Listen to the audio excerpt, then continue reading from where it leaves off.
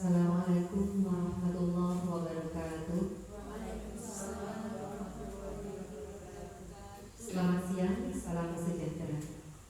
Puji syukur kita haturkan kepada Tuhan Yang Maha Esa, karena pada kesempatan siang hari ini kita bisa berkumpul di kelas SD Negeri 3 Lebu-Lebu dengan keadaan sehat walafiat dalam rangka kegiatan aksi nyata modul 1.4 sharing budaya positif pendidikan calon guru penggerak oleh Ibu Atimin Siani SPSD CGP Angkatan 5 SD Negeri 3 Lebu Kabupaten Jepara, Jawa Tengah.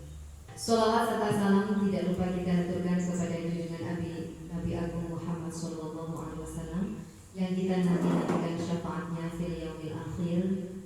Yaquli Allahumma sholli ala sayyidina Muhammad wa ala ali sayyidina Muhammad. Yang terhormat Ibu Kepala SD Negeri 3 Lebu, yang saya hormati Bapak Ibu Guru SD Negeri 3 Lebu. Saya di sini sebagai pembawa acara. Perkenankanlah saya menyampaikan susunan acara pada kesempatan ini. Adapun susunan acara yang pertama adalah pembukaan, 2 sambutan kepala sekolah, 3 penyampaian materi, dan yang keempat adalah tanya jawab.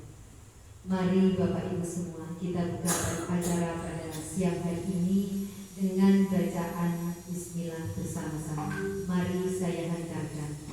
Bismillahirrahmanirrahim. Acara yang selanjutnya adalah sambutan dari Ibu Kepala Sekolah SD Negeri 3 Lebu.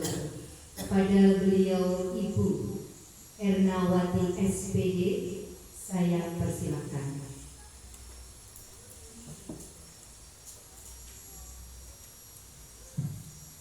Bismillahirrahmanirrahim. Assalamualaikum warahmatullahi wabarakatuh. Waalaikumsalam warahmatullahi wabarakatuh. Yang saya hormati Bapak Ibu Guru dan karyawan SD Negeri 3 Lebu, Ibu Atik Lensiani Sarjana Pendidikan, calon guru penggerak yang saya hormati serta saya banggakan. Sebelumnya marilah kita memanjatkan puja dan puji syukur kehadirat Allah Subhanahu wa Ta'ala yang telah memberikan rahmat, taufik, hidayah serta inayahnya kepada kita, sehingga pada siang hari ini kita dapat bertemu di ruangan kelas 6 SD Negeri 3 Lebu ini dalam keadaan sehat walafiat, yaitu dalam rangka melaksanakan kegiatan aksi nyata sharing budaya positif di sekolah dan implementasinya. Ini adalah merupakan salah satu tugas atau kegiatan sebagai calon guru penggerak. Untuk itu, Bapak Ibu yang saya hormati, seperti yang telah kita ketahui bersama bahwa guru penggerak atau calon guru penggerak ini nantinya yang akan membawa perubahan-perubahan positif, yaitu dalam memberikan pelayanan kepada peserta didik, di mana pembelajaran yang berpusat pada siswa. Nah, ini kedepannya yang akan bertujuan untuk mewujudkan atau akan terwujud pendidikan profil pelajar Pancasila atau P3K. Karena kegiatan ini sangat bagus dan positif, maka kami selaku kepala sekolah sangat mendukung sekali kegiatan ini, dan harapan kami kepada Bapak Ibu semua juga bisa mendukung kegiatan ini, dan kami harapkan bisa mengikuti kegiatan ini dengan sungguh-sungguh dan semangat yang nantinya akan bisa membawa kemajuan di SD kita, yaitu SD Negeri 3 Lebong. Saya kira sampai saya tidak usah panjang lebar, bisa nanti dilanjutkan dengan kegiatan inti, yaitu menyampaikan apa yang menjadi tugas calon guru penggerak tersebut. Saya kira itu Bapak Ibu yang bisa saya sampaikan, kurang lebihnya saya mohon maaf. Wabillahi taufiq wal hidayah. Wassalamualaikum warahmatullahi wabarakatuh.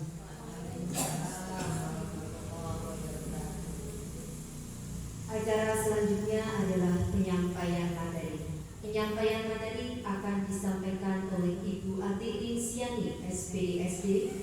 Kepada beliau saya persilakan. Terima kasih atas waktu yang telah diberikan untuk saya. Sebelumnya, Assalamualaikum warahmatullahi wabarakatuh.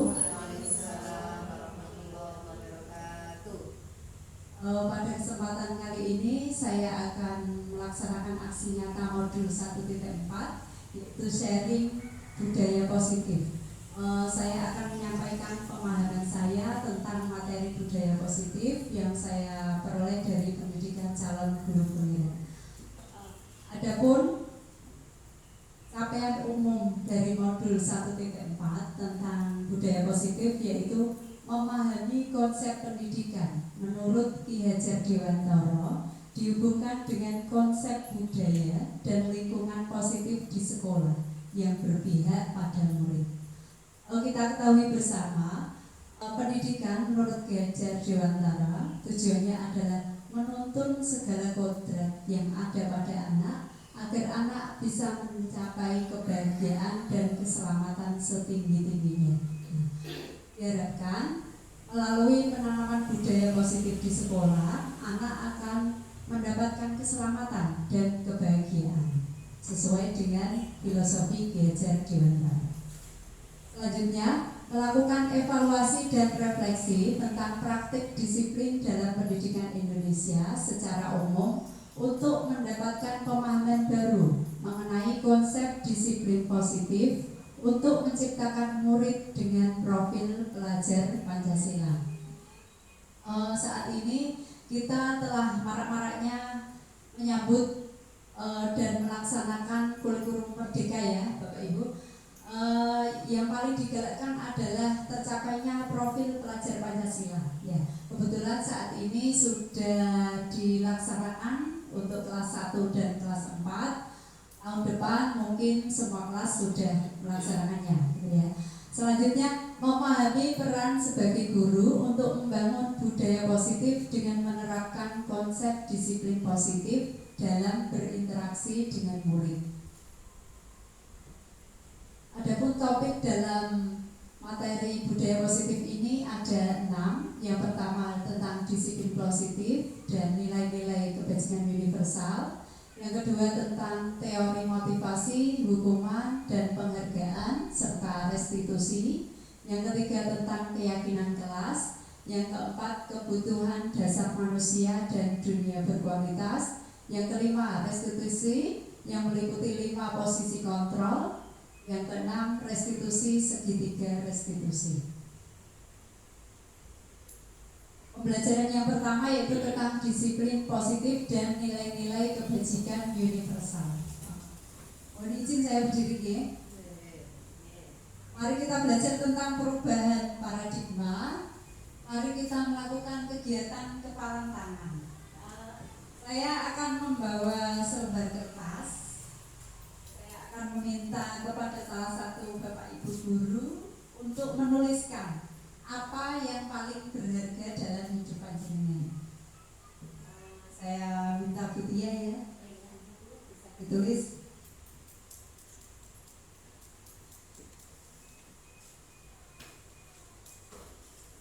Sudah. Kalau sudah silahkan dikepal pakai tangannya kuat-kuat.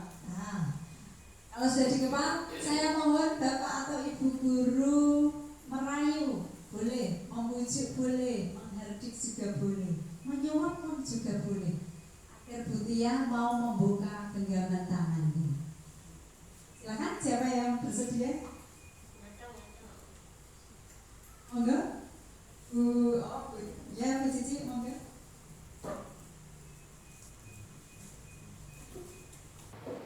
Buya, Ya. bolehkah saya tahu apa yang jenengan pegang?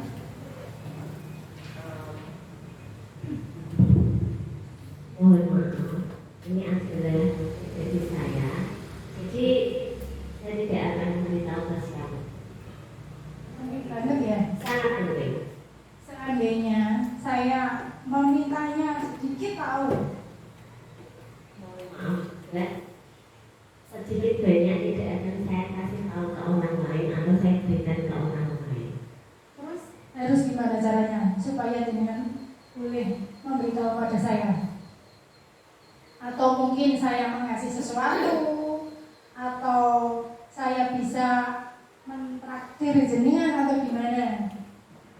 Karena ini tidak ada nilainya, jadi sangat berharga sekali. Mau dibayar berapapun juga saya tidak akan memberitahukan. Gitu ya. Misalkan saya merebutnya gimana? Gimana? Merebut Rebut? dengan secara paksa? Oh, saya akan tetap bersikap untuk mempertahankannya dari genggaman saya. Emangnya apa sih? Apa berarti banget? Oh, sangat berarti. Sangat-sangat berarti dan berharga. Kalau gitu sudah deh nggak apa-apa. Oh, mohon maaf ya Bu Cici. Ya sama-sama. Baik, terima kasih Bu Cici sudah mencoba merayu, ya. Merayu iya, menyuap juga iya, membujuk, tapi ternyata Bu Tia belum mau melepaskan genggaman tangannya. Boleh dicoba teman yang lain? Bu Ida bersediakah untuk merayu atau menyuap juga boleh Bu Tia agar mau membuka genggaman tangannya? Ya, Iya. bolehkah saya mengetahui apa yang ada di genggaman Anda? Mohon maaf. Dan jenengan itu kedua kalinya orang yang ingin meminta isi dari genggaman saya. Tapi mohon maaf, saya juga belum berubah pikiran untuk memberikan kepada orang lain. Karena memang itu sangat berharga untuk kehidupan saya. Kalau saya mengancam Anda bagaimana? Silahkan, tidak apa-apa. Karena apapun itu yang ada di genggaman saya itu melebihi dari apapun. Kalau ancaman mah bisa diatasi. Bagaimana kalau saya tukar dengan seluruh yang saya punya untuk itu? Mohon maaf juga, saya masih bersikap untuk memegangnya. Baiklah kalau begitu. Oke, mohon maaf Bu Indah. Baiklah, di antara dua yang mencoba merayu dan membujuk Bu Tia ternyata tidak ada yang berhasil. Bagaimana Bu Tia? Sudah bersediakah untuk melepas genggamannya? Sampai kapanpun saya tidak akan melepaskannya. Itu berharganya ya, apa yang digenggam tadi? Ya, ini sangat berharga.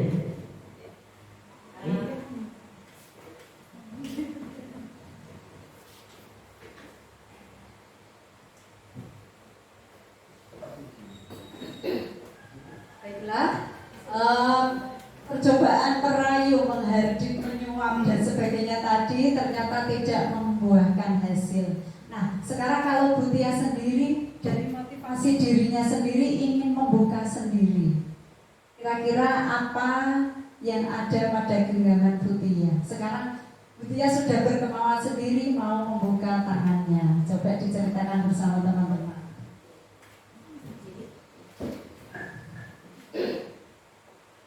Depan atau di sini cukup? Di sini saja. Oke. Apa yang saya genggam tadi adalah sesuatu yang memang tidak bisa ditukar dengan apapun di dunia ini, karena memang itu adalah kunci dari kesuksesan, kebahagiaan dan segalanya untuk kehidupan saya. Terima kasih. Terima kasih. Peragaan kepala tangan ini menandakan atau melambangkan bahwa yang mempunyai kuasa atas dirinya, atas diri kita sendiri adalah diri kita sendiri. Kita tidak bisa dipaksakan, terus dirayu atau dibujuk oleh orang lain. Jadi ini berpengaruh juga untuk siswa kita.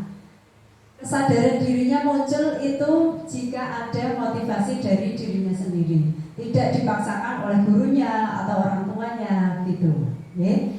Dari kegiatan kepalaan ini semoga kita bisa menerapkan pada diri kita sehingga kita tidak memaksakan kepada anak didik kita agar beliau termotivasi dari dirinya sendiri untuk melakukan perbuatan yang positif, gitu ya.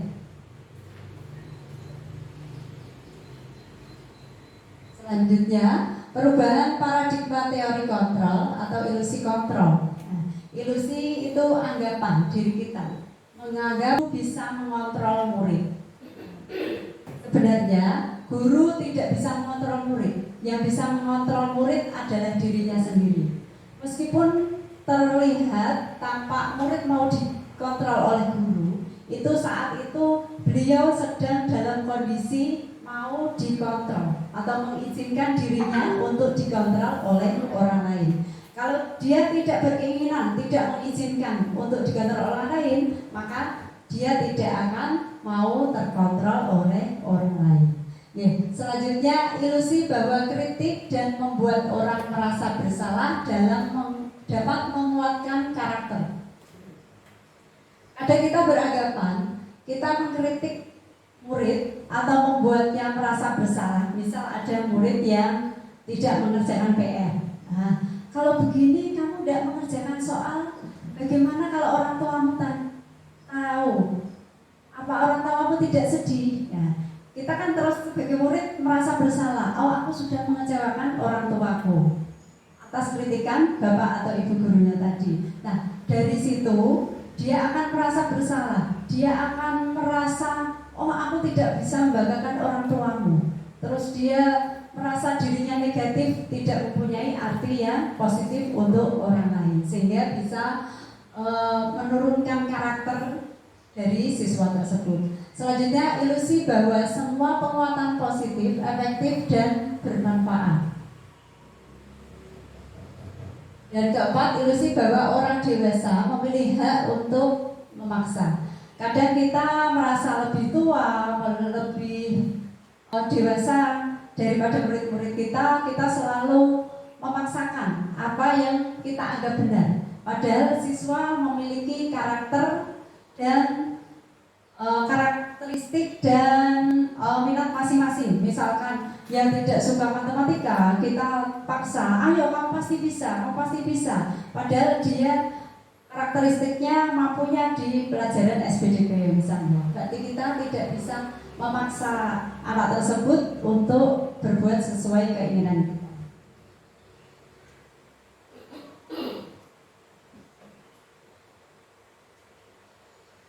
Selanjutnya, perubahan paradigma stimulus respon dan teori kontrol. Siapa sesungguhnya yang memiliki teori kontrol? Stimulus respon, kita mencoba mengubah orang agar berpandangan sama kita. Berdasarkan teori yang benar, adalah kita berusaha memahami pandangan orang lain tentang dunia. Jadi bukan kita yang memaksa mengubah, tetapi kita memahami pandangan orang lain tentang dunia. Yang selanjutnya, perilaku buruk dilihat sebagai suatu kesalahan. Kita menganggapnya begitu, tapi secara teori kontrol, semua perilaku memiliki tujuan. Baik itu baik atau buruk, pasti ada tujuannya tersendiri. Orang lain bisa mengontrol saya, itu menurut stimulus respon. Hanya Anda yang bisa mengontrol diri Anda sendiri. Seperti peragaan kegambaran tadi ya. Selanjutnya, saya bisa mengontrol orang lain. Anda tidak bisa mengontrol orang lain menurut teori kontrol. Pemaksaan ada pada saat bujukan gagal. Kalau kita membujuk murid kita tapi gagal, akhirnya timbul pemaksaan. Selanjutnya, menurut teori kontrol, kolaborasi dan konsensus menciptakan pilihan-pilihan baru. Jadi kalau ada anak yang melakukan pelanggaran, bisa kita lakukan dengan cara berkolaborasi, berdiskusi, berkonsensus, mencari jalan keluar untuk menyelesaikan masalah tersebut. Selanjutnya model berpikir menang dan kalah. Menurut teori ada yang menang dan kalah. Misal menang kita sebagai guru, yang kalah murid. Tapi menurut teori kontrol semuanya berpikir tentang menang dan menang. Selanjutnya tentang disiplin positif. Menurut teori kontrol Dr. William Glasser, Anda tidak bisa mengontrol orang lain, hanya Anda yang berusaha mengontrol diri Anda. Kaitannya dengan mengontrol orang lain, ini berkaitan dengan makna disiplin, bahwa kita harus belajar kontrol diri dengan menggali potensi yang ada pada diri kita agar tercapai tujuan mulia, yaitu sesuatu menjadi seseorang yang kita inginkan berdasarkan nilai-nilai yang kita hargai. Teori kontrol selanjutnya, semua perilaku memiliki tujuan. Semua perilaku yang kita lakukan itu berdasarkan teori motivasi. Kita melakukan perilaku tersebut untuk menghindari hukuman atau mendapatkan imbalan atau menghargai diri sendiri. Nah, dari motivasi tersebut maka akan lahirlah nilai-nilai kebajikan universal dalam diri kita dan diri murid. Selanjutnya bisa membentuk suatu keyakinan kelas. Selanjutnya ada 5 posisi kontrol. Yang pertama sebagai penghukum atau pembuat rasa bersalah. Yang ketiga teman. Yang keempat pemantau. Dan kelima manajer. Dalam menerapkan posisi kontrol ini, yang paling efektif adalah manajer, yaitu menerapkan segitiga restitusi dengan mencakup langkah-langkah. Yang pertama, menstabilkan identitas, validasi kebutuhan, dan menanyakan keyakinan. Selanjutnya, apakah makna disiplin?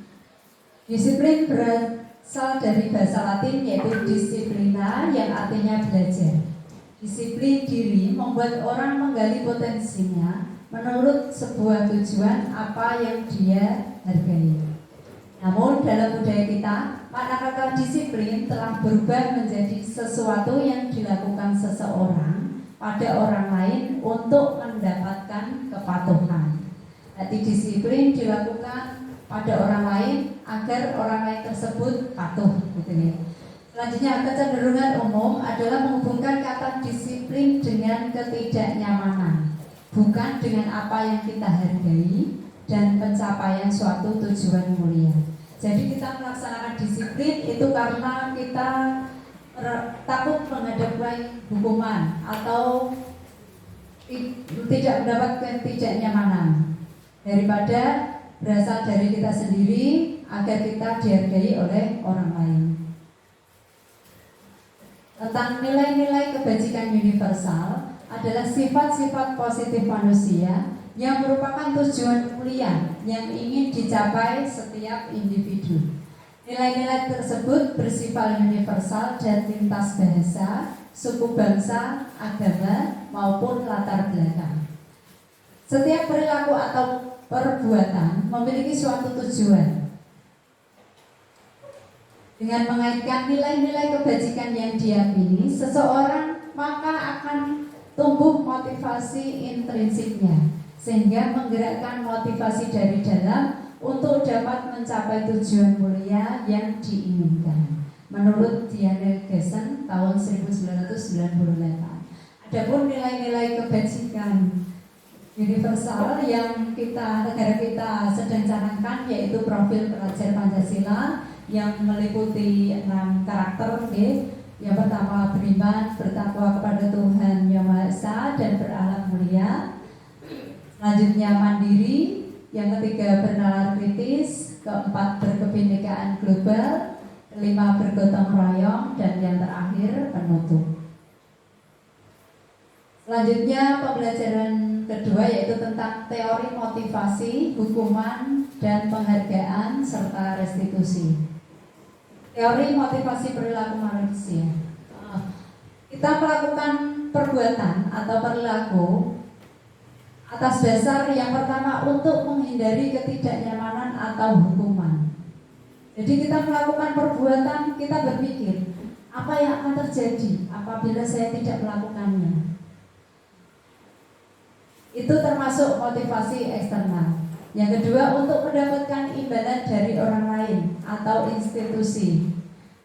Kita berpikir bahwa apa yang akan saya dapatkan apabila saya melakukannya. Berarti ada pamrihnya gitu ya Bapak Ibu ya. Nah, itu termasuk motivasi eksternal. Yang ketiga, untuk menghargai diri sendiri. Saya akan menjadi orang yang seperti apa bila saya melakukannya. Tumbuh dari diri sendiri. Nah, ini termasuk motivasi internal yang akan kita galakkan, yang akan kita tumbuhkan pada peserta didik kita agar tercapai disiplin positif dan tercapai profil pelajar Pancasila. Selanjutnya, apa itu restitusi? Restitusi adalah proses menciptakan kondisi bagi murid untuk memperbaiki kesalahan mereka, sehingga mereka bisa kembali pada kelompok mereka dengan karakter yang lebih kuat. Restitusi juga merupakan proses kolaboratif yang mengajarkan murid untuk mencari solusi untuk masalah mereka dan membantu murid berpikir tentang orang seperti apa yang mereka ingin menjadi atau tujuan mulia dan bagaimana mereka harus memperlakukan orang lain. Jadi dalam restitusi ini kita bertujuan untuk mengembalikan murid sesuai dengan kondisi semua, sesuai dengan kondisi semula pada kelompok mereka, yaitu kelompok yang memiliki karakter yang lebih kuat. Ciri-ciri restitusi yang pertama, bukan untuk menebus kesalahan, namun untuk belajar dari kesalahan. Dari kesalahan tersebut kita memperbaiki, belajar yang tidak sesuai kita tinggalkan dan kita mencari solusi pemecahannya, gitu ya. Yang kedua, memperbaiki hubungan. Yang ketiga, tawaran bukan paksaan. Yang keempat, restitusi menuntun untuk melihat ke dalam diri, mengoreksi dirinya sendiri, gitu ya. Yang kelima, restitusi mencari kebutuhan dasar yang mendasari tindakan. Yang keenam, restitusi adalah cara yang paling baik dan fokus pada karakter, bukan tindakan. Yang kedelapan, fokus pada solusi, jalan keluarnya, gitu. Yang sembilan, restitusi mengembalikan murid yang berbuat salah pada kelompoknya. Selanjutnya tentang pembelajaran yang ketiga, yaitu tentang keyakinan kelas. Mengapa kok tidak peraturan kelas? Mengapa harus keyakinan kelas? Mengapa kita memiliki peraturan harus memakai helm bila mengendarai kendaraan roda 2? Jawabannya apa, Bapak Ibu? Paksa, ya. Apalagi? Pakai helm supaya apa sih? Nah, aman, untuk keselamatan. Ya, berarti ya, untuk keselamatan. Yang kedua, mengapa kita menggunakan peraturan 3M? Menggunakan masker, mencuci tangan, dan menjaga jarak 1,5 meter. Terhindar dari virus. Itu untuk keselamatan juga ya. Yang ketiga, mengapa kita memiliki peraturan harus datang tepat waktu pada saat mengikuti pelatihan? Nah, merupakan rasa tanggung jawab ya, agar kita tidak ketinggalan materi, gitu ya. Itu semua jawaban yang Bapak Ibu sampaikan adalah berasal dari diri kita sendiri untuk keselamatan, agar kita menghargai diri sendiri ya. Itu termasuk motivasi intrinsik dari diri kita. Untuk mendukung motivasi intrinsik, kembali ke nilai-nilai atau keyakinan-keyakinan yang lebih menggerakkan seseorang dibandingkan mengikuti serangkaian peraturan-peraturan. Jadi kita tidak hanya mengikuti peraturan saja, tapi kita melaksanakan keyakinan yang kita anggap benar, sehingga motivasi intrinsik dari kita bisa tumbuh. Budaya positif ini dimulai dari penyusunan peraturan kelas. Tiap-tiap kelas menentukan peraturan kelas. Dari peraturan kelas tersebut kita jabarkan, kita simpulkan menjadi keyakinan kelas yang lebih nilainya lebih universal ya, lebih umum, tapi jumlahnya lebih sedikit agar tiap-tiap siswa nanti bisa menghafal tentang keyakinan kelas yang telah mereka buat. Dari keyakinan kelas itu akan menimbulkan lingkungan positif, dan selanjutnya melalui lingkungan positif itu akan tumbuh budaya positif dalam sekolah yang dituju. Selanjutnya ada 2 gambar, yang mana yang merupakan keyakinan kelas. Gambar yang pertama atau yang kedua, Bapak Ibu? Yang merupakan keyakinan kelas. Yang kedua, Mbak Tinggi, ya.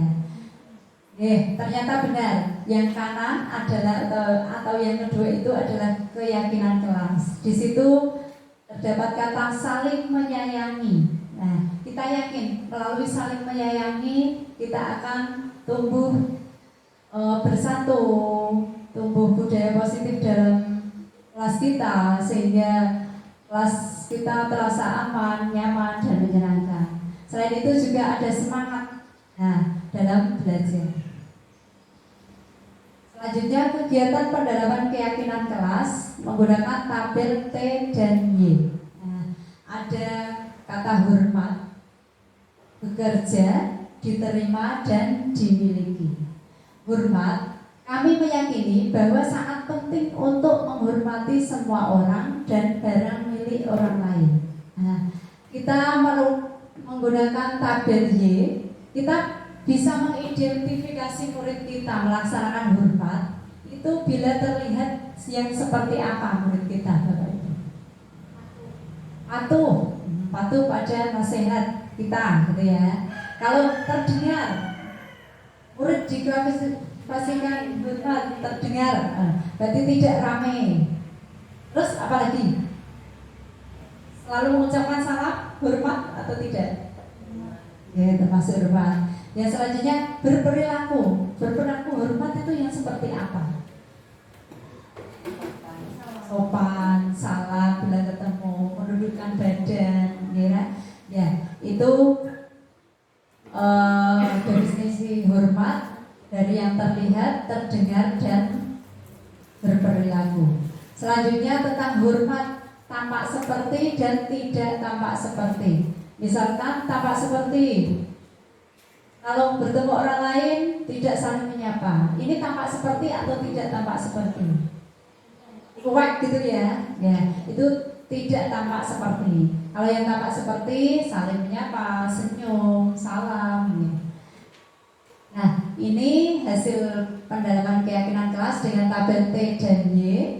Kegiatan hormat yang terdengar itu dari kata-katanya. Misalkan permisi sebelum pinjam atau sebelum masuk kelas, assalamualaikum, permisi, boleh saya pinjam. Itu termasuk kegiatan hormat yang terdengar. Dari yang terlihat kita berempati terhadap perasaan orang lain. Terus kita memegang barang milik orang lain hanya dengan izinnya, mendengarkan dengan seksama dan senantiasa berbuat baik. Adapun yang hormat dalam berperilaku tercermin dalam tersenyum ramah, memberikan salam dan hormat, memberikan ruang bekerja, dan lain sebagainya. Dengan menggunakan tabel T, hormat tampak seperti dan tidak tampak seperti. Tampak seperti hormat itu bila datang tepat waktu, menyapa teman dan guru setiap hari, mengembalikan barang teman yang telah dipinjam dengan mengucapkan terima kasih.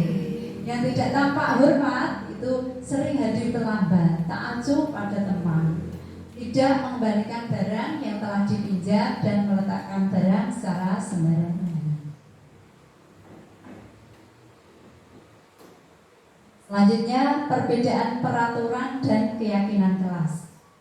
Peraturan kelas selalu kembalikan buku ke tempatnya. Keyakinan kelasnya adalah tanggung jawab. Dilarang mengganggu orang lain. Berarti keyakinan kelasnya menghormati orang lain. Hadir di sekolah 15 menit sebelum pembelajaran dimulai. Tanggung jawab boleh, komitmen termasuk ya, juga menghormati orang lain. Selanjutnya, dilarang melakukan kekerasan untuk keselamatan, menghormati orang lain juga termasuk. Dilarang menggunakan narkoba biar sehat, untuk kesehatan ya. Jangan berlari di kelas atau di koridor. Keyakinan kelasnya untuk keselamatan dan selanjutnya dihukum oleh penghargaan. Yang pertama, penghargaan menurunkan kualitas. Berdasarkan survei pada sejumlah mahasiswa, mereka berlomba membuat artikel, dan yang sudah artikelnya tayang di majalah, mereka memperoleh honor gitu. Nah, dari seiring berjalannya waktu, yang sudah mendapatkan honor, mereka sudah mengetahui caranya. Oh, caranya begini, agar yang saya buat bisa tampil di koran dan saya mendapatkan honor. Dan yang belum bisa tampil di majalah, dia belajar sekuat hati. Bagaimana caranya berpikir keras agar bisa membuat karya yang bisa ditampilkan di majalah. Berarti melalui penghargaan yang di sini tadi honor tadi, mahasiswa yang sudah tampil memperoleh honor, dia hanya terpaku di situ saja. Oh, saya sudah berhasil. Tapi kalau dari yang belum bisa tampil tadi, belum dapat honor, mereka akan bekerja keras. Kualitasnya mereka akan selalu ditingkatkan. Bagaimana caranya agar bisa meraih tujuannya itu. Selanjutnya, penghargaan mematikan kreativitas. Dan yang ketiga, penghargaan mengurangi motivasi intrinsik.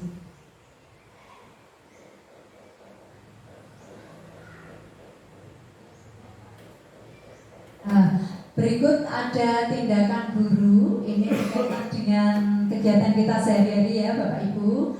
Apakah tindakan ini termasuk hukuman atau konsekuensi? Yang pertama, mencatat 100 kali dalam buku kalimat "Saya tidak akan terlambat lagi karena terlambat ke sekolah". Itu termasuk hukuman. Lari mengelilingi lapangan basket 2 kali karena terlambat hadir di sekolah. Termasuk apa? Nah, iya ternyata benar. Yang ketiga, murid diminta push up 15 kali karena tidak menggunakan masker. Hukuman juga. Menggantikan kertas tugas teman yang telah dicoret. Konsekuensi, ya betul sekali. Membersihkan tumpahan air di meja karena tersenggol pada saat belajar. Konsekuensi. Murid disuruh untuk tidak mengenakan sepatu seharian di sekolah karena tidak mengenakan sepatu hitam. Hukuman. Ya itu perbedaannya ya antara hukuman dan konsekuensi. Selanjutnya, hukuman itu sesuatu yang menyakitkan dan harus terjadi. Dan konsekuensi sesuatu harus terjadi. Hukuman membuat anak sakit untuk jangka waktu yang lama. Konsekuensinya membuat anak merasa tidak nyaman, tapi dalam jangka waktu yang pendek, saat itu saja. Hukuman membuat anak membenci kedisiplinan, tapi konsekuensi anak menghargai kedisiplinan. Selanjutnya, hukuman adalah paksaan. Kalau konsekuensi adalah stimulus dan tanggapan. Hukuman mendorong anak menyakiti diri sendiri. Konsekuensi mendorong anak agar mudah menyesuaikan diri. Hukuman konsep diri yang buruk. Konsekuensi merupakan konsep diri yang baik. Marah, merasa bersalah, dipermalukan, merasa tak dihargai, itu termasuk hukuman. Sedangkan konsekuensi kehilangan hak, dibuat tidak nyaman, diasingkan untuk sementara waktu. Adapun identitas gagal dan identitas sukses, kalau hukuman otomatis termasuk identitas gagal ya. Dengan konsekuensi dan restitusi termasuk penegakan disiplin berkaitan dengan identitas sukses. Selanjutnya, pembelajaran yang keempat, kebutuhan dasar manusia dan dunia berkualitas. Kebutuhan dasar manusia ada 5. Yang pertama tentang bertahan hidup, ya survival. Mengapa ini diletakkan di tengah? Karena bertahan hidup kaitannya dengan fisiologis maupun psikologis. Ya. Fisiologis untuk bertahan hidup meliputi kebutuhan makan, tempat tinggal, rasa diterima itu. Sedangkan psikologisnya adalah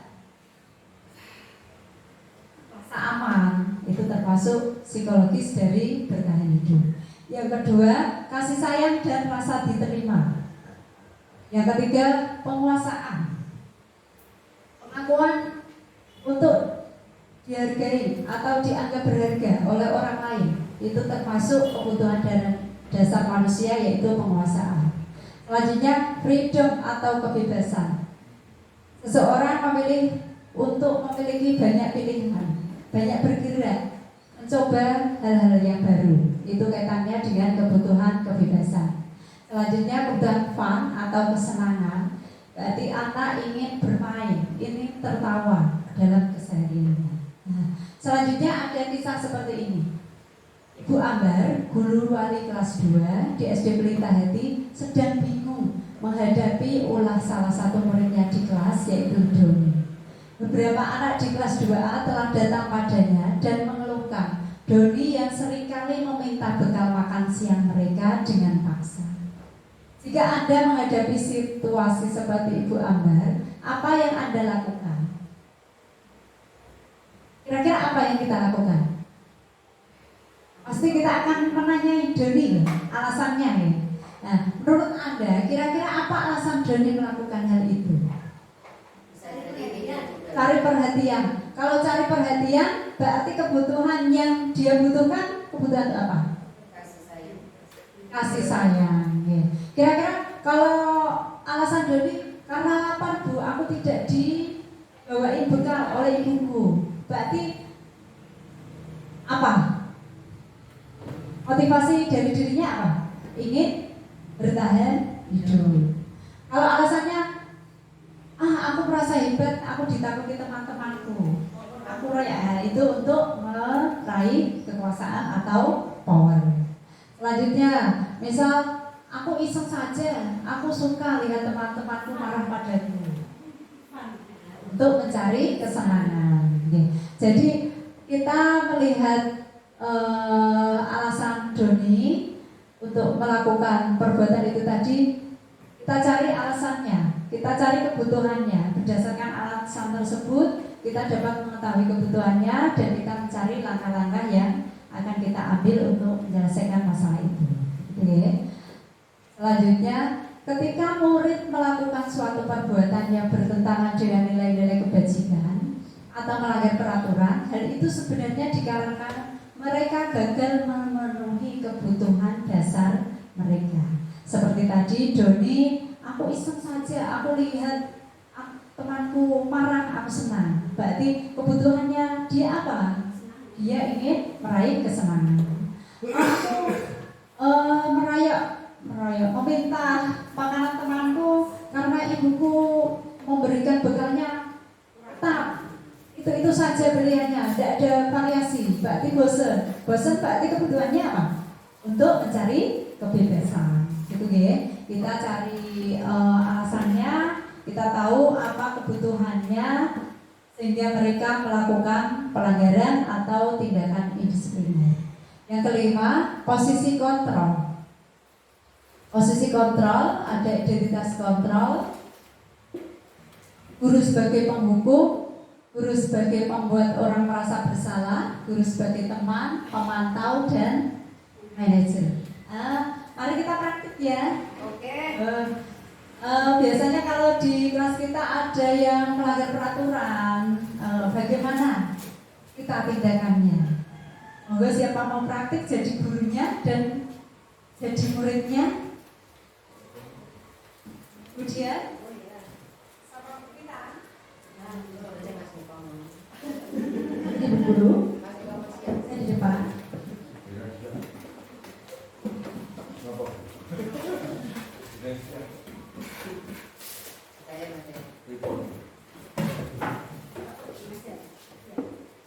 Kurang-kurang aja.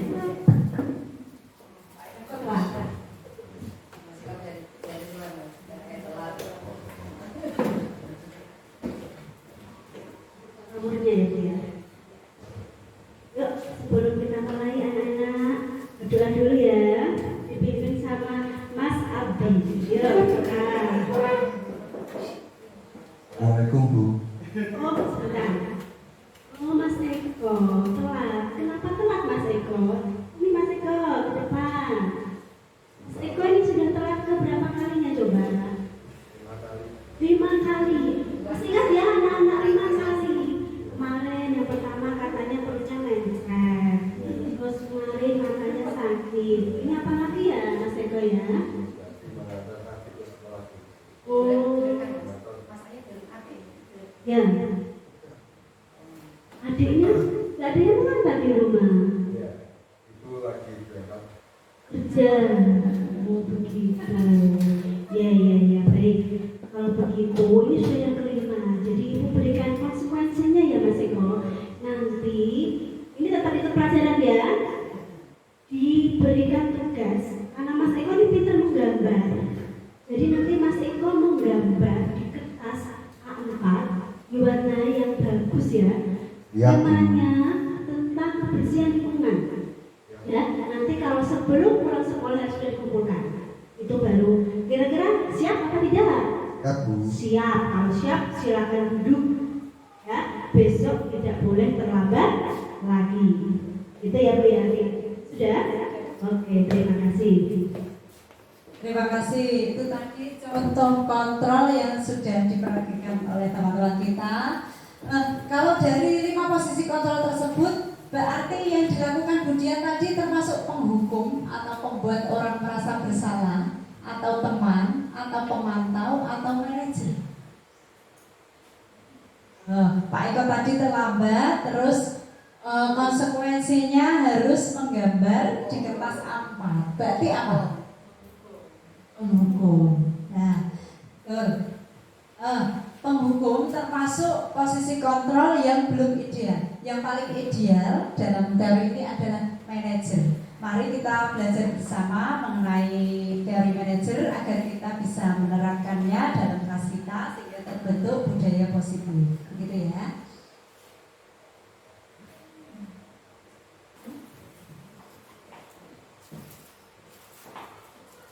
Berikut contoh 5 posisi kontrol.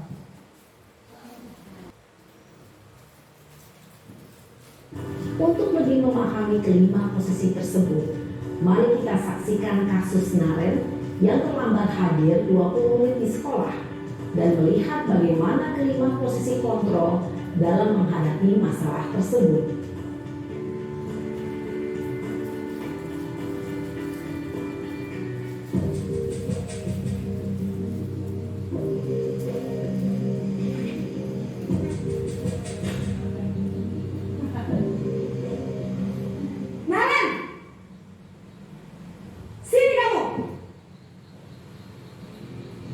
Selamat pagi Bu. Selalu terlambat. Kamu deh, pasti terlambat. Maaf Bu, saya Apa? Apa coba? Alasan kamu apa lagi? Kapan sih kamu tidak terlambat? Malas sekali ya kamu jadi anak. saya Dasar pemalas. Gak kapok-kapok sih kamu. Sudah berapa kali terlambat? Sana, kamu keliling lapangan basket 2 kali. kenapa saya harus ke lapangan basket Bu? Kenapa? Kamu melawan ibu. Berani-beraninya jawab. Sudah terlambat, masih berani jawab pula. Sekarang, keliling lapangan basket 5 kali sekalian. Biar kapok. Cepat. Pergi sana ke lapangan basket. Posisi penghukum biasanya berbicara dengan nada tinggi, menghardik, menunjuk-nunjuk, menyakiti, dan menyindir. Hukuman bisa berupa fisik maupun psikis. Ibu dan bapak guru hebat. Dampak yang terjadi pada murid ketika guru berada pada posisi penghukum adalah murid cenderung akan memberontak, bahkan menyimpan dendam.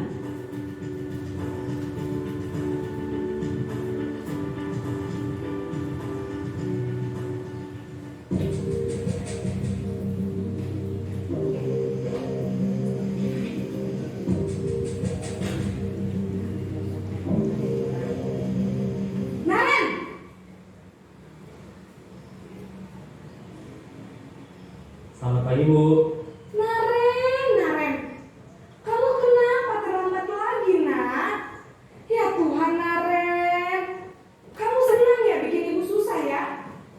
Kalau kamu terlambat lagi, nanti ibu yang ditegur bapak kepala sekolah, nak. Disangka ibu tidak bisa membina kamu. Duh, gimana ini? Maaf Bu. Duh Gusti, Naren, kamu suka ya kalau ibu ditegur bapak kepala sekolah? Terus, sekarang ibu harus tulis apa yang di buku absen? Ini kamu sudah sering terlambat loh. Ibu harus apa coba? Maaf Bu. Maaf sekali. Ya sudah, lain kali jangan bikin ibu susah lagi ya nak ya. Ibu tidak akan kuat lagi kalau kamu begini terus. Bisa jantungan kalau ibu ditegur bapak kepala sekolah. Sana cepat ke kelas. Maaf ya Bu. Maaf sekali. Posisi pembuat rasa bersalah berbicara dengan nada tenang, cenderung lembut. Namun kata-kata yang diutarakan membuat murid merasa menjadi orang yang gagal, memandang buruk dirinya sendiri, merasa tidak berharga, dan tidak sanggup membahagiakan orang lain. Ketika guru mengambil posisi pembuat rasa bersalah, murid akan menganggap dirinya yang bersalah dan ia akan menyimpan emosi negatif tersebut di dalam dirinya.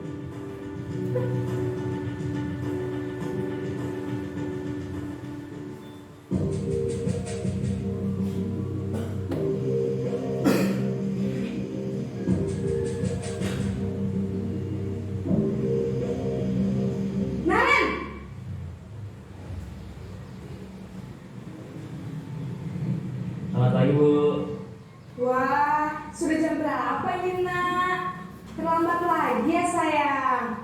Iya Bu. Habis ibu saya lupa bangunkan saya Bu. Kamu malah menyalahkan ibu kamu. Kamu bukannya anak yang larinya paling kencang. Kok terlambat sih? Iya Bu.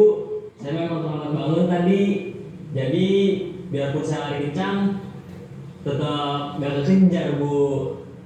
Ya sudah sana. Nanti lain kali larinya lebih kencang lagi ya. Biar gak terlambat lagi. Bikin seneng ibu. Demi ibu. Bisa kan? Bisa lah Bu. Ya sudah sana masuk kelas. Ibu beresin urusan absen kamu. Kamu ini ada saja. Di sekolah jam 7 Bu. Iya betul. Sekarang sudah jam 7.20. Naren sudah tahu konsekuensinya jika terlambat hadir. Paham Bu. Saya harus tinggal kelas pas jam istirahat selama 20 menit. Iya benar, konsekuensinya demikian. Jadi nanti jam 9.30 pas istirahat, kamu harus tinggal di kelas, kerjakan tugas tambahan untuk ketertinggalan kamu, ya? Baik Bu.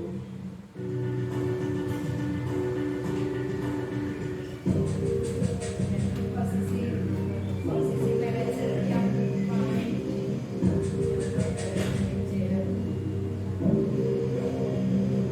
Naren!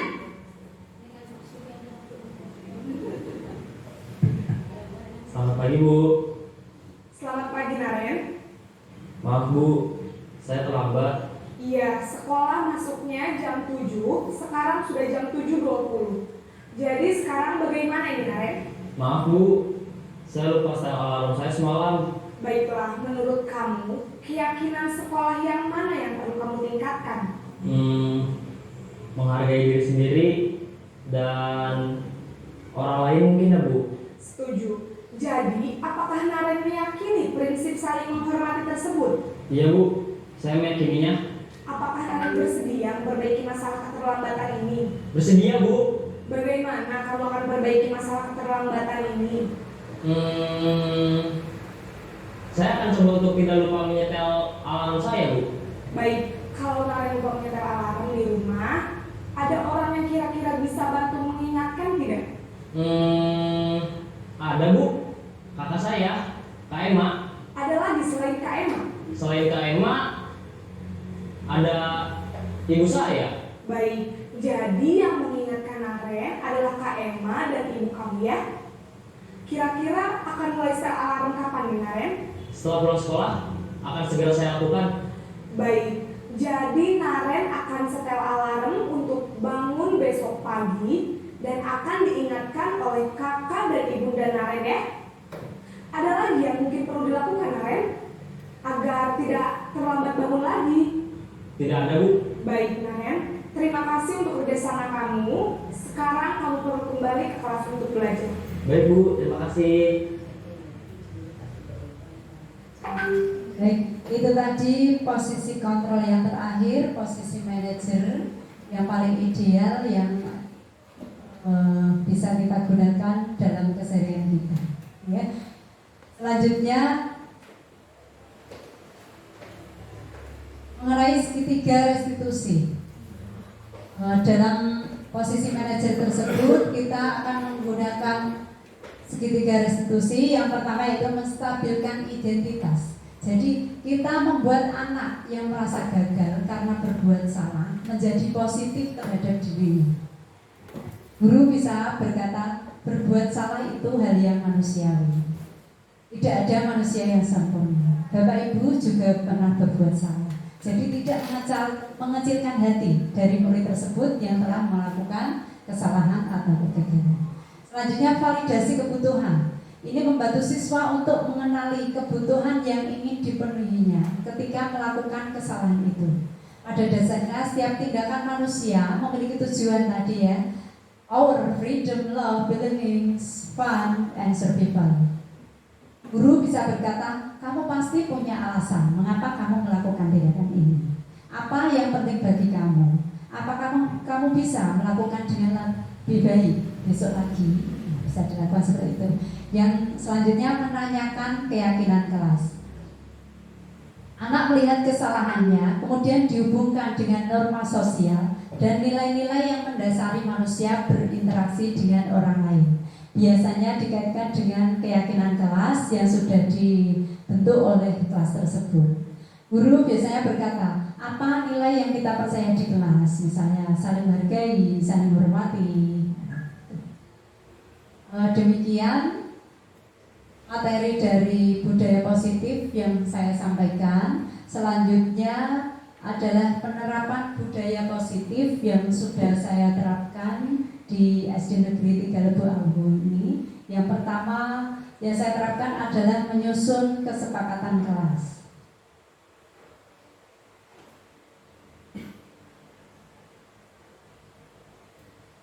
Ya, siswa secara berkelompok membentuk berdiskusi tentang apa yang akan dibahas dalam kesepakatan tersebut.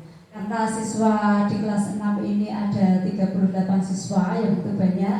Nanti kalau menulis satu-satu terus menjabarkannya butuh waktu yang lama, maka saya memilih untuk mereka berdiskusi 4 orang atau ada yang 5 orang menentukan satu kesepakatan kelas yang selanjutnya dipaparkan di papan tulis. Ya, contohnya aksi nyata penerapan penyusunan kesepakatan kelas. Mereka berkelompok menyusun satu kesepakatan, kemudian ditempelkan di papan tulis dan dibahas bersama. Adapun dari kesepakatan kelas itu mereka sudah bisa menumbuhkan karakter religius, kepemimpinan, disiplin, gotong royong, peduli, dan bernama Kristus. Ini adalah dokumentasi menguatnya karakter religius.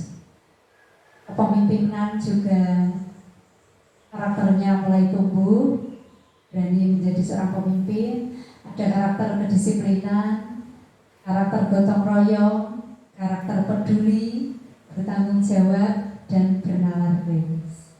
Selanjutnya dari peraturan kelas yang sudah disepakati tadi, dibentuklah sebuah keyakinan kelas. Misalkan datang ke sekolah tidak terlambat, atau masuk setelah istirahat tepat setelah bel berbunyi. Itu kaitannya dengan keyakinan kelas, yaitu disiplin.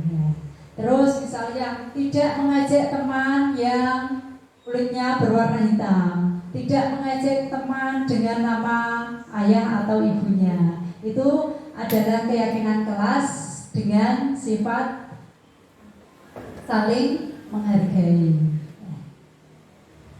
Kemudian dari aksi nyata yang saya laksanakan tersebut, saya perlihatkan ya,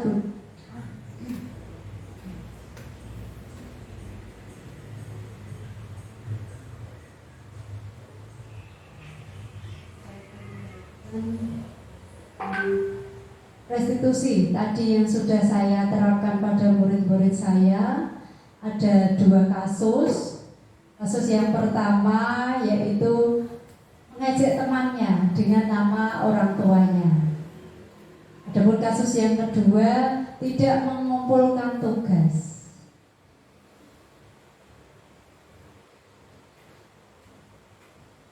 Ini yang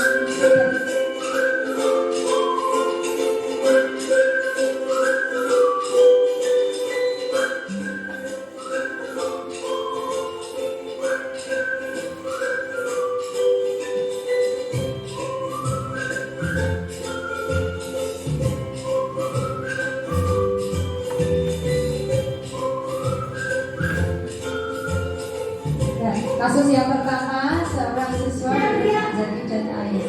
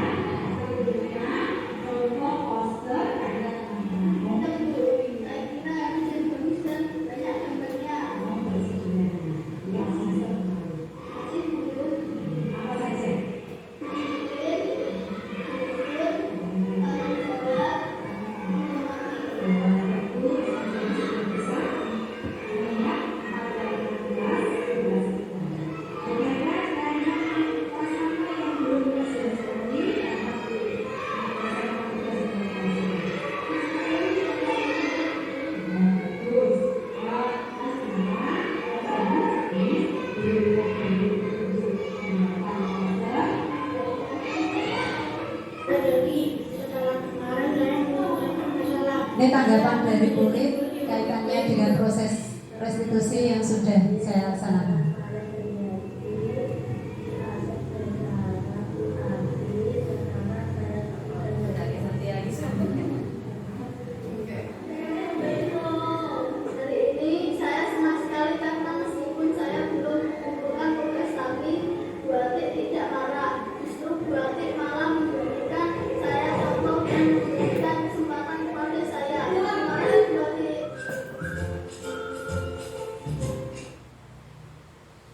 Baik, itu contoh restitusi yang sudah saya laksanakan. Selanjutnya saya akan sampaikan tentang refleksi dari kegiatan yang sudah saya laksanakan. setelah menerapkan aksi nyata budaya positif di kelas, saya memahami bahwa setiap tindakan murid dilakukan itu untuk memenuhi kebutuhan dasar mereka yang berbeda-beda.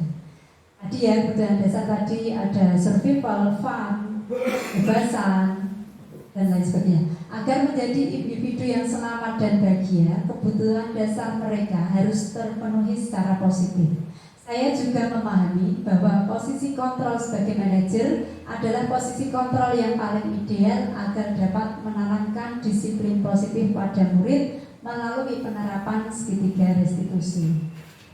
Setelah menerapkan aksi nyata di kelas, saya akhirnya mampu membangun budaya positif di kelas dengan membuat kesepakatan kelas sebagai langkah awal dalam membangun budaya positif yang berpihak pada murid, yang kemudian disimpulkan dalam suatu keyakinan kelas sebagai fondasi dan arah tujuan sebuah kelas, yang akan menjadi landasan dalam memecahkan konflik atau permasalahan di dalam sebuah kelas. Hasil keyakinan kelas diwujudkan dengan penuh kesadaran dan bertanggung jawab oleh seluruh warga kelas. Bila budaya positif kelas telah menjadi pembiasaan yang konsisten, maka suasana pembelajaran akan nyaman, menyenangkan, dan aman. Perasaan saya setelah menerapkan aksi nyata budaya positif di kelas, saya merasa senang dan antusias untuk mengimplementasikan posisi kontrol guru sebagai manajer dalam melakukan restitusi. Karena dalam hal ini, guru memberikan kesempatan pada murid untuk mempertanggungjawabkan perilakunya dan mendukung murid untuk menemukan solusi permasalahannya demi menciptakan budaya positif di sekolah. Adapun rencana perbaikan untuk implementasi ke depan, target saya selanjutnya adalah selalu mempraktikkan teori budaya positif di dalam pembelajaran di kelas dan di lingkungan sekolah, serta berusaha untuk melakukan perubahan pada diri sendiri agar dapat menjadi contoh untuk rekan guru yang lain. Terima kasih. Ini penerapan budaya positif yang sudah saya laksanakan di kelas dan di SD Negeri Lebuawu 3. Semoga ada manfaatnya. Monggo, saya dilanjutkan dengan acara selanjutnya.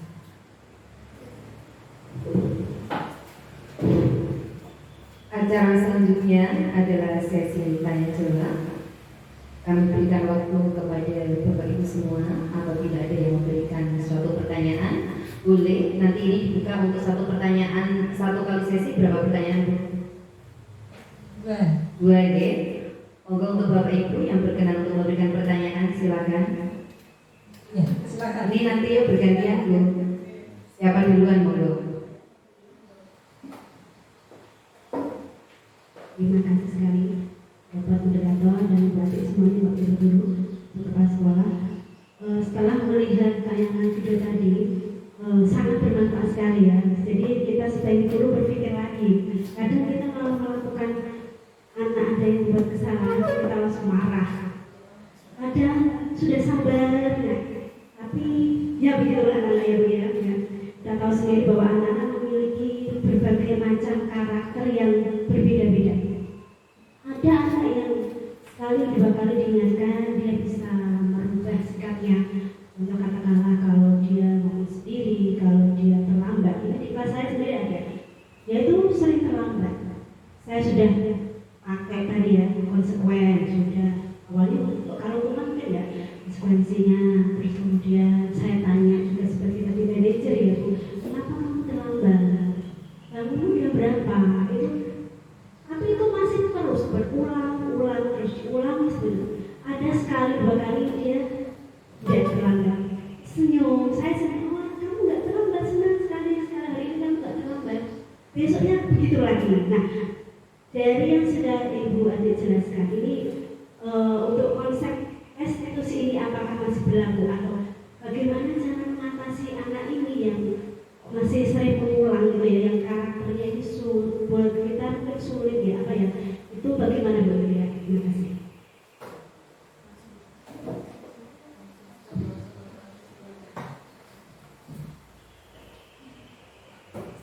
Ya, terima kasih atas kesempatannya. Untuk pertanyaan dari saya, penerapan budaya positif itu kan memerlukan kolaborasi dari seluruh warga sekolah. Nah, pertanyaannya, bagaimana jika dalam praktek tersebut terdapat tidak kekompakan dari warga sekolah? Nah, itu bagaimana cara mengatasinya? Jadi itu Bu, terima kasih.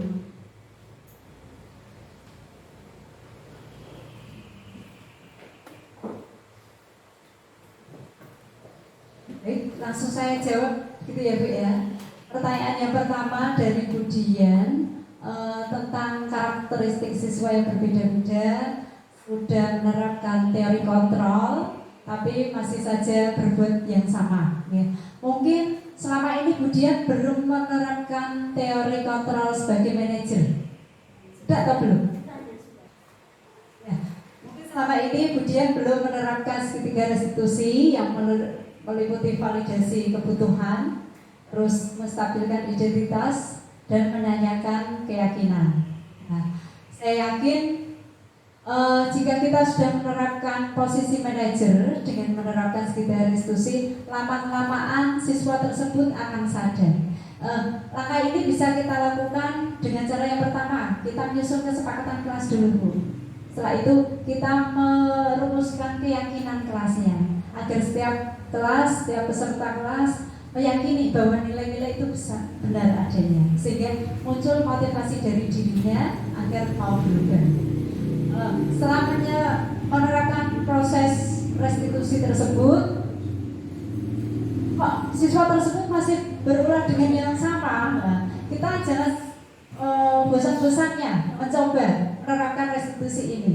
Saya yakin lambat laun beliau akan berubah. Seperti pepatah itu ya, batu yang keras aja kena air terus, lama-lama akan ya. Nah, ini seperti anak didik kita, kalau kita biasakan restitusi lama-kelamaan, insya Allah murid akan berubah. Kita coba saja gitu ya Bu Dian. Selanjutnya pertanyaan yang kedua, butuh kolaborasi dari semua pihak. Bagaimana cara membuat atau budaya positif di sekolah kita agar kompak, agar semua berkolaborasi. Yang pertama mungkin kita bisa mengajak guru tersebut, sering mengajak berdiskusi tentang permasalahan siswa. Setelah itu, selain berdiskusi, kita bisa tunjukkan hasil nyata kita. Kita sudah mempraktekannya, lalu kita tunjukkan. Pasti lambat laun kalau beliau mengetahui aksi nyata kita, ada hasilnya, beliau akan tergerak. Insya Allah itu akan terjadi. Itu ya. Kemudian Bu Winda, apakah sudah puas atau masih ada yang ditanyakan? Sudah, saya kira cukup. Terima kasih atas kerjasamanya. Mohon maaf apabila ada kesalahan. Wassalamualaikum warahmatullahi wabarakatuh.